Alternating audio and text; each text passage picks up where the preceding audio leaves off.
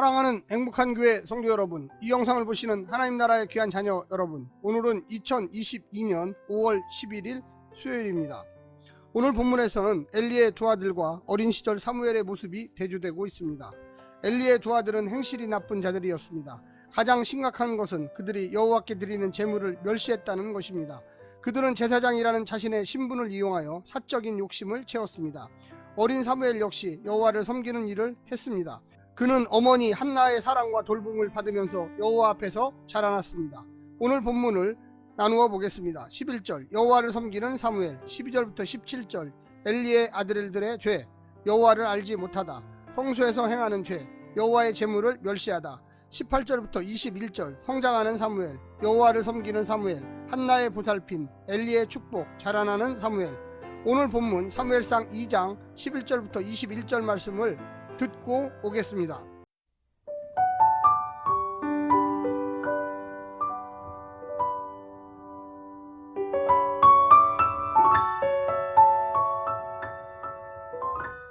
엘가나는 라마의 자기 집으로 돌아가고 그 아이는 제사장 엘리 앞에서 여호와를 섬기니라.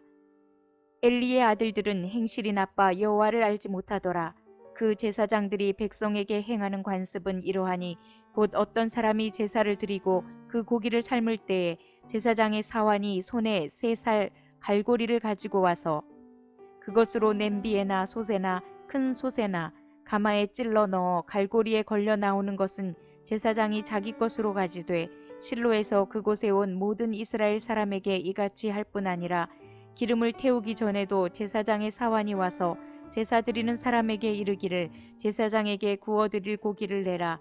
그가 내게 삶은 고기를 원하지 아니하고 날 것을 원하신다 하다가 그 사람이 이르기를 반드시 먼저 기름을 태운 후에 내 마음에 원하는 대로 가지라 하면 그가 말하기를 아니라 지금 내게 내라. 그렇지 아니하면 내가 억지로 빼앗으리라 하였으니 이 소년들의 죄가 여호와 앞에 심히 크면 그들이 여호와의 제사를 멸시함이었더라. 사무엘은 어렸을 때 세마포 에봇을 입고 여호와 앞에서 섬겼더라.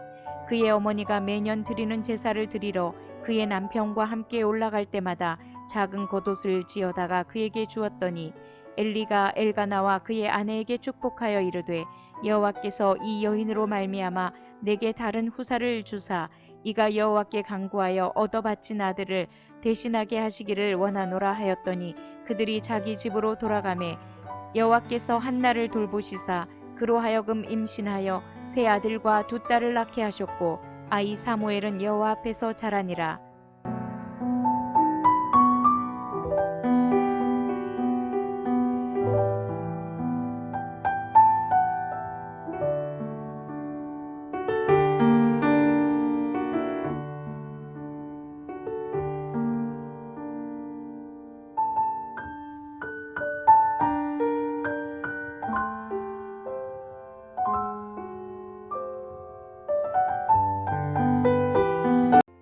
제사장은 화목제 제사법에 따라 기름을 먼저 제단에 태운 후 자기 목을 받았습니다. 제사장이 받을 목은 요제로 드린 가슴과 거제로 드린 오른쪽 넓적다리입니다. 하지만 엘리의 두 아들은 이 규정을 무시했고 갈고리를 넣어 걸려 올라오는 것은 무엇이든 취했습니다. 기름을 먼저 태우지도 않고 자기가 원하는 고기를 가져간 것입니다. 본문은 엘리의 두 아들이 여호와를 알지 못했다고 평가합니다. 사무엘은 여호와 앞에서 자랐다고 이야기하고 있습니다.